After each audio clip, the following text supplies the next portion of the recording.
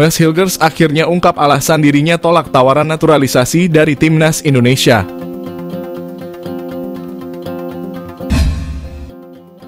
Pemain Belanda yang saat ini memperkuat Football Club Twente yakni Mads Hilgers akhirnya mengungkap alasan mengapa dirinya menolak tawaran naturalisasi Timnas Indonesia. Hal tersebut ia ungkapkan dalam sebuah sesi wawancara bersama salah satu media Belanda. Mads Hilgers memang menjadi salah satu pemain keturunan di Eropa yang masuk ke dalam daftar naturalisasi oleh Timnas Indonesia. Mads Hilgers diketahui memiliki garis keturunan Indonesia dari ibunya yang lahir di Sulawesi Utara, sementara ayahnya merupakan warga negara Belanda. Kepastian tersebut diungkap oleh mantan ex-co PSSI, Hassani Abdul Ghani, yang mengatakan bahwa pemain Eredivisie itu telah menjalani proses naturalisasi. Tetapi ia mengatakan jika Mads Hilgers tiba-tiba saja berubah pikiran, sehingga proses peralihan kewarganegaraan dirinya terpaksa harus dibatalkan.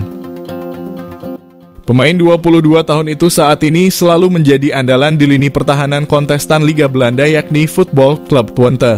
Selain itu, Mads Hilgers juga pernah memperkuat timnas Belanda U21 silam meski belum mendapat kesempatan tampil bagi tim senior.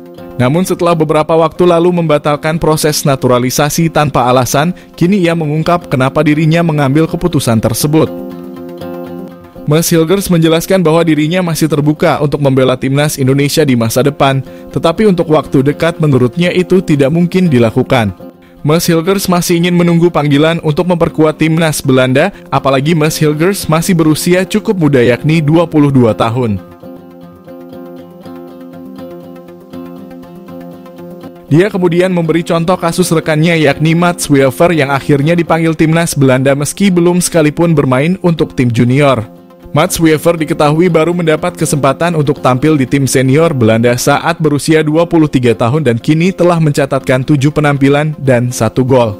Meski demikian, saat ini Mads Hilgers tidak ingin terlalu memikirkan hal tersebut dan fokus meningkatkan kemampuannya bersama Football Club Twente.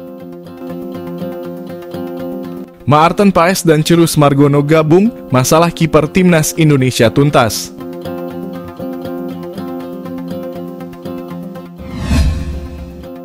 Sebuah optimisme diapungkan pengamat dan komentator sepak bola Roni Pangemanan ihwal rencana naturalisasi penjaga gawang berdarah Amerika Serikat, Maarten Paes. Ropan sapaan Karimnya menilai bahwa kehadiran Paes akan menuntaskan masalah timnas Indonesia di sektor penjaga gawang. Menurut Ropan, salah satu posisi yang saat ini relatif masih menjadi masalah di timnas Indonesia adalah sektor penjaga gawang. Ia menilai kehadiran Paes bakal menuntaskan masalah itu. Maarten Paes sendiri disebut sudah masuk ke dalam bidikan PSSI untuk segera dinaturalisasi. Namanya dikabarkan sudah beberapa kali dibahas dalam diskusi internal federasi. Paes sendiri merupakan kiper tim Major League Soccer, Football Club Dallas. Ia merupakan kiper andalan tim tersebut. Kehadiran Paes diharapkan mampu membuat lini belakang timnas Indonesia kian kokoh. Ia juga diplot mampu menjadi tembok di bawah mistar gawang skuad Garuda, kian komplet bersama Cirus Margono. Selain Paes, menurut Ropan, harapan juga ada di tangan Cirus Margono. Pemain yang saat ini memperkuat tim Panathinaikos B tersebut juga diharapkan mampu membuat gawang skuad Garuda susah dibobol pemain lawan.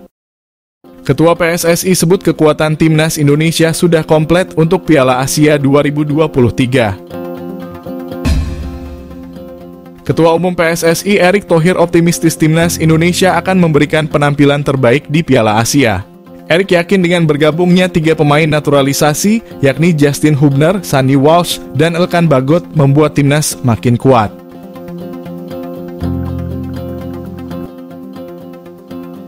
Kekuatan timnas Indonesia menuju Piala Asia bertambah. 2 pemain naturalisasi Justin Hubner dan Sandy Walsh telah merapat bersama 28 pemain lain yang lebih dahulu menjalani persiapan di Antalya, Turki. Sementara Elkan Bagot menyusul. Erick Thohir menyambut positif bertambahnya 3 amunisi tim asuhan Sintayong itu. Meskipun berada satu grup dengan lawan-lawan yang di atas kertas sangat berat. Coach Sintayong menargetkan anak asuhnya bisa melaju hingga babak 16 besar atau lolos dari penyisihan grup. Dengan bergabungnya Hubner, Walsh, dan Bagot tercatat ada 31 pemain Indonesia yang menjalani TC di Turki. Sebanyak 19 pemain dibawa langsung dari tanah air. Sementara lainnya menyusul ke Turki karena mereka merumput di liga-liga luar negeri.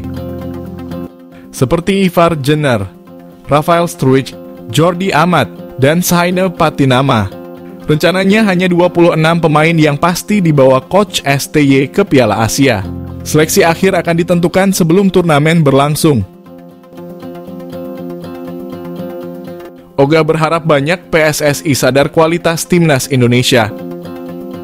PSSI sadar dengan kualitas timnas Indonesia di Piala Asia. Tak ingin banyak sesumbar dan hanya menunggu realisasi janji Sintayong. PSSI paham kondisi timnas Indonesia seiring persiapan matang untuk Piala Asia tanpa basa-basi, tak mau pasang target muluk-muluk. Saat ini timnas Indonesia tengah menjalani pemusatan latihan di Turki dan dijadwalkan sampai 6 Januari mendatang. Timnas Indonesia rencananya juga akan terbang ke Qatar dan menjalani persiapan akhir untuk Piala Asia, tapi sebelum itu mereka akan melakoni 3 laga uji coba. 2 kali melawan Libya di Turki pada 2 dan 5 Januari, 1 laga lainnya melawan Iran di Qatar pada 9 Januari digelar secara tertutup. Wakil Ketua Umum PSSI Zainuddin Amali memberi bocoran sedikit terkait persiapan anak asuh Sintayong beserta kondisinya saat ini. Diakui oleh Amali, Sintayong menerapkan latihan berat bagi para pemain baik dari segi fisik maupun taktikal. Seolah sadar dengan kualitas timnas Indonesia, Amali menegaskan PSSI enggan mematok target muluk-muluk di Piala Asia. Komunikasi PSSI dengan Sintayong terus dilakukan. Amali menyebut pihaknya memberi dukungan penuh untuk pelatih asal Korea Selatan itu. Soal target di Piala Asia, Amali menilai bahwa PSSI hanya akan menanti realisasi dari janji yang pernah diungkap Sintayong.